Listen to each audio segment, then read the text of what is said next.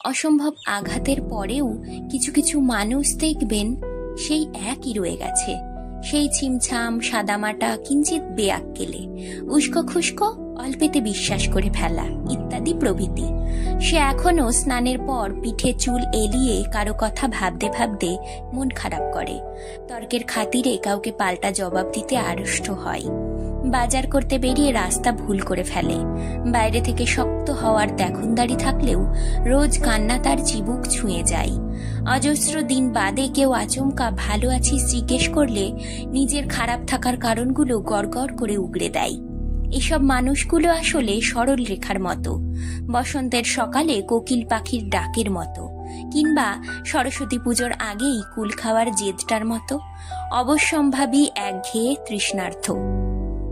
এক এক আঘাতে শুধু তাদের গণ্ডি ছোট হয়, টেস্ট চেঞ্জ হয়, ভয় বাড়তে থাকে।